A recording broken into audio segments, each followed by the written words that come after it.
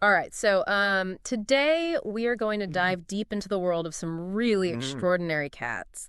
The Sphynx and the Lycoi. Wow, yeah. We've got a YouTube episode from The Bond with breeders Anna and Edgar. That's interesting. And then some really fascinating articles about the Sphynx and like the historical significance of cats in ancient Egypt. I love it already. Yeah, so get ready for a wild ride. Oh, I am. Okay, so let's start with that YouTube episode. We meet Anna and Edgar. Okay. This like husband and wife team who run PurrXotics Cattery. The husband and wife team. Yeah, and they're clearly like passionate I love that. about these cats, and they offer like lifetime support to their adopters. Wow, that's rare. Which is pretty rare. Yeah. So it really suggests they're invested in finding like the perfect homes for these special breeds. Ah. Yeah, so let's talk about the Sphynx. Okay. That so-called hairless cat. Yeah. Anna describes them as looking like a cross between a dog, a monkey, and a baby. What is? One of the articles said, petting a Sphynx is like petting a warm peach. Really? I know. Oh, I It's mean, so interesting. you would never think of that with a cat. I know. Yeah. Right. But it's that fine layer of downy fur that gives them that like suede-like texture. Oh. But here's the thing. Even though they may seem hairless, Right. they're not truly hypoallergenic. Wait, really? I always thought hairless cats were like the solution for people with allergies. Yeah, I know. It's a really common misconception. Yeah. They still produce that pesky fel D1 protein, which is like the main allergen Yeah. for cat-sensitive folks. Right.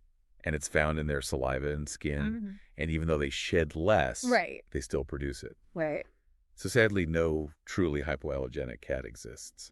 That's such a bummer for allergy sufferers. Oh, no, it's rough. I know. Yeah. But allergies aside, these cats are known for their incredible personalities. Yeah. Anna describes them as playful, energetic, and like super affectionate. And apparently they even enjoy playing fetch like a dog. Oh, that's interesting. I know. You don't think of cats playing fetch? I know. It makes you wonder if some of those like traditional dog traits Right. are actually more common in the feline world than we realize. That's a good point. Yeah. That's a good point. So speaking of dog-like behavior, Okay. let's move on to the Lycoi, Okay. the so-called werewolf cat. I've heard of those. Edgar, Anna's husband, he is like the Lycoi expert in the family. Oh, wow. And he says they're playful like the Sphynx, Okay. but also incredibly loyal and protective, Oh, wow. often choosing one specific person as their favorite. Really? Oh, That's like dog behavior. I know. Yeah. It makes you wonder about the evolutionary roots Right. of that trait in the Lycoi. Yeah. And it seems to like contrast with the Sphynx, which Yeah. Anna describes as like loving everyone equally. Oh, that's interesting. So one's kind of like, I have my person, and the other one is like, I love everybody. Exactly. Interesting. Right. And while both breeds are active, Right. the Lycoi might be slightly more laid back Oh. than the energetic Sphynx. Interesting. Now get this. Okay. Anna and Edgar are big proponents of a raw food diet For their cats. for both breeds. Oh, wow. They claim it helps avoid potential health issues linked to commercial cat food. Interesting. So they're making it themselves. Yeah. Oh, wow. And let's not forget about their sensitive skin. Right. They're very sensitive to the cold Of course. and might need sweaters, especially in like colder climates. Yeah, that makes sense. They don't have that thick fur coat. Right. Yeah. And speaking of care, Okay. PurrXotics offers lifetime support to their adopters, Wow. which even includes helping with rehoming if necessary. That's amazing. They go above and beyond. Yeah. They even personally deliver the kittens to their new homes, Really? even internationally. No way. Do you believe that? Wow, that's a personalized touch. I know. Yeah. Okay, so we've covered the Sphynx and Lycoi and their like unique personalities and needs. Right. But let's switch gears for a moment Okay. and talk about the historical context. Right. We've got some great articles about cats in ancient Egypt. Oh. One even asks, did Cleopatra own cats? That's a good question. I know. Yeah. Now, while there's no direct evidence, Right. we do know that cats held like a revered position in Yeah. ancient Egyptian society. Of course. They were more than just pets. They Right. were seen as protectors, hunters, Mm-hmm. and even symbols of divinity. Right. Think of Bastet, the Yeah. Egyptian goddess of cats. Right. And Egyptians even mummified their cats. Oh, wow. Exactly. Yeah. Which shows just how deeply they respected and valued them. Yeah. They were like little gods. Right. Yeah. So this makes me think, Even though the Sphynx isn't actually from Egypt, Right. there's still like a connection there. Yeah. I mean, they're named after the Sphinx of Giza for a reason, Yeah. right? Well, Of course, that makes sense. right. Their Yeah. regal appearance and like air of mystery Yeah, definitely conjure up those like ancient Egyptian images. definitely. And speaking of the Sphinx's unique look, Okay. one of the articles describes them as pot-bellied ballerinas, Pot-bellied ballerinas. which I think paints a pretty hilarious picture. Oh my gosh, that is hilarious. Right. But I can kind of see it. I know. And did you know they have webbed feet and thick paws? Really? Yeah. Yes. The article links this back to their agile nature and suggests they might have descended from cats adept at navigating water, Wow. So like a water cat. like a water cat. Ah. I know. Yeah. So that's what we've uncovered so far. Mm-hmm. What else have you found? Oh, well, let me tell you, I found a lot Okay. of interesting stuff. So, It's like amazing how these cats, like the Sphynx and the Lycos, yeah, they challenge our like preconceived notions about cats. they really do. They really turn the stereotype of like the aloof, independent cat on its head, don't they? Like their personalities. We usually think of cats as being Right. like solitary creatures, Yeah. content to keep to themselves. Right. But these breeds are like incredibly social Yeah. and crave attention. Yes. They want to be with their humans cuddling, playing there. It's like they've got this like boundless energy and a need to be part of the action, especially the Sphynx. It's Yeah. almost like they have like a dog's enthusiasm packed into a cat's body. I know. And remember how Edgar said his Lycos acts protectively? Oh, yeah. Like a little furry guardian? Yeah, that's so interesting. I know. Particularly because it seems to be directed towards one chosen person. Right. Like it makes you wonder what triggers that response. I know. Is it a perceived threat? Right? Or maybe just like a strong sense of loyalty to their human? It makes you want to like observe them in those situations to see how it plays out. Yeah. It really highlights how much we still don't know about these newer breeds. Yeah, they keep surprising us Right. and challenging what we thought we knew about cat behavior. Yeah, they're like living, breathing puzzles Mm-hmm. wrapped in that soft, suede-like skin. I know. Speaking of surprises, Oh. I'm really struck by Anne and Edgar's dedication to their cats, Oh, yeah. their lifetime support for adopters. Oh, yeah. It's truly remarkable. It really speaks to their commitment to responsible breeding. Yeah. They're not just interested in like selling kittens. Right. They're invested in the long-term well-being of each and every one of their cats. And it goes beyond words. Yeah. The fact that they personally deliver their kittens to their new homes, I know. even going as far as the Philippines, Yeah. shows just how dedicated they are. It's a level of personalized care that you rarely see. Right. They truly seem to be driven by like a genuine love for these animals and want to ensure a smooth and stress-free transition Definitely. to their kittens. And that love shines through in the way they talk about their cats. Oh, yeah. Remember how Anna called the Lycos living works of art? Yes. It's clear they see them as more than just pets. Right. They're cherished companions, sources of fascination, and a testament to the beauty found in unconventional appearances. Absolutely. They're living proof that beauty comes in all shapes, sizes, and levels of hairiness. It does. Now let's talk about the specialized care these breeds need. Okay. We've touched on the raw food diet and their sensitivity to cold, but what about grooming? Grooming a Sphynx or a Lycos Right. is a whole different ballgame compared to your average fluffy feline. Right. They might not have that thick fur coat to brush, Right. but that unique skin requires a special kind of attention. One article described their skin as feeling like a sun-ripened peach, Oh, wow. which sounds lovely, but Yeah. maintaining that soft texture takes some work. It does. Their skin produces oils just like ours, Right. but without fur to absorb it. Yeah. The oil can build up and cause problems. Oh. That's why regular baths are crucial Yeah. for keeping their skin clean and healthy. And it's not just the body. Right. Their ears and claws need special attention, too. Yeah. Without fur to trap dirt and debris, Right. they can get pretty grimy. It's definitely a commitment. Yeah. You have to be prepared to adjust your grooming routine and be more hands-on with their care. Speaking of commitments, let's delve deeper into that raw food diet. Okay. It's a pretty controversial topic in the pet world. It is. What are your thoughts on like the potential benefits and Yeah. challenges? Well, Anna and Edgar seem convinced that a raw food diet is the healthier option for these breeds. Okay. They believe it prevents skin and digestive issues. That's for sure. And promotes healthier skin in the Sphynx. They also mentioned that some adopters reported improvements in their cat's overall health after switching to a raw food diet. But it's important to acknowledge the challenges, too. Right. A raw food diet requires careful planning and preparation. Yeah. You need to source high-quality ingredients and ensure nutritional balance. Right. It's not as convenient as opening a can or bag of commercial cat food. And let's be honest, not everyone has the time or resources to prepare homemade meals for their cats every day. It's a lifestyle choice. Right. That might not be feasible for everyone. Yeah, you make a valid point. And it's crucial to consult with a veterinarian. Oh, yeah. Before making any major dietary changes. Of course. Especially for breeds like the Sphynx and Lycos, who may have specific nutritional needs. Absolutely. Yeah. Now, remember that myth about Sphynx cats being hypoallergenic? Yeah.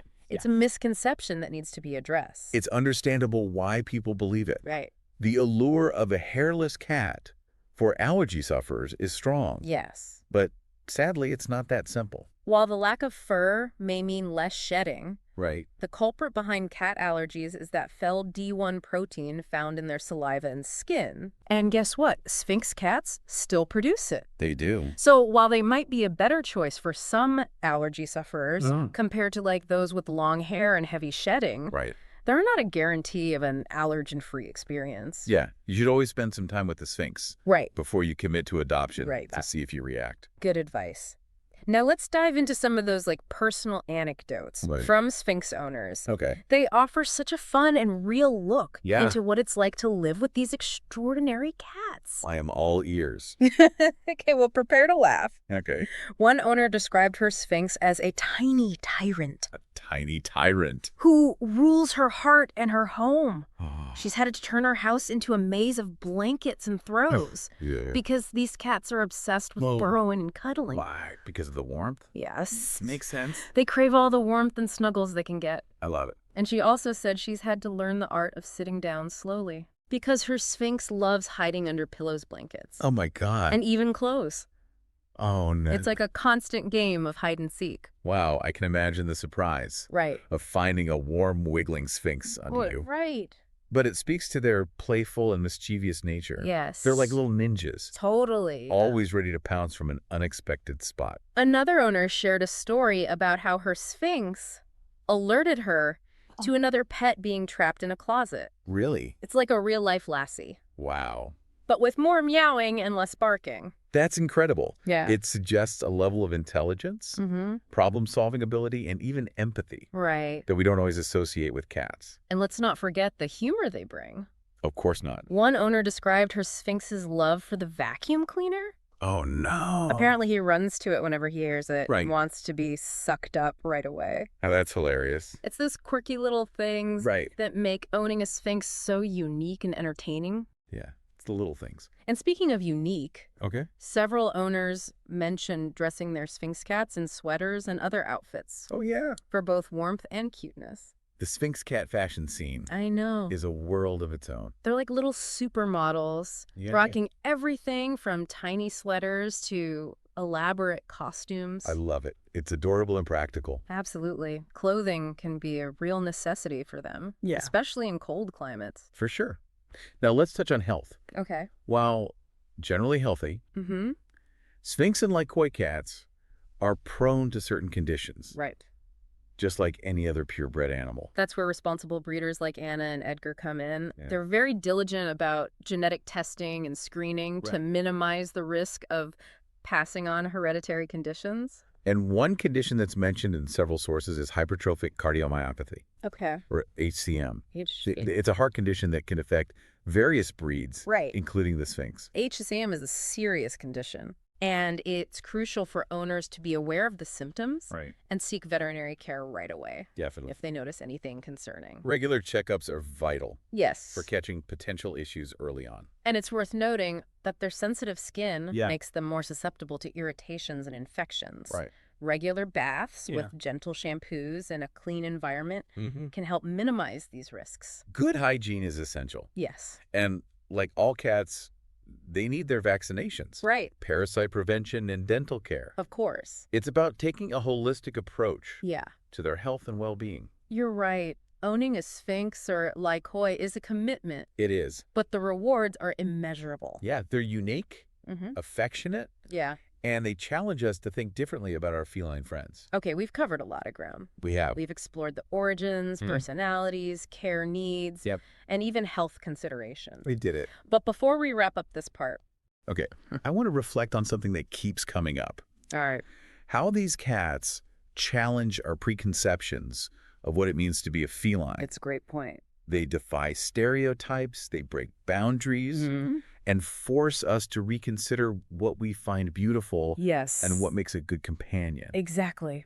And I think there's a broader lesson here beyond just cats. Okay. It's about being open to the unconventional, questioning our assumptions, and being willing to see beauty in unexpected places. It's about recognizing that there's no one right way to be. Yeah. Whether you're a cat or a human. I love that. We can all choose to embrace our authentic selves. Yes. Wrinkles, quirks, and all. And isn't it poetic that these cats, with their ancient Egyptian names and modern-day charm, embody this message so perfectly? Yes. They're a bridge between the past and the present, a reminder that our fascination with cats is timeless. It is. So what has captivated your imagination the most so far? For me, it's the incredible dedication of Anna and Edgar. Oh, yeah. Their commitment to responsible breeding and personalized care is truly inspiring. It is. And speaking of dedication, it reminds me of something else I discovered about xbf.fun.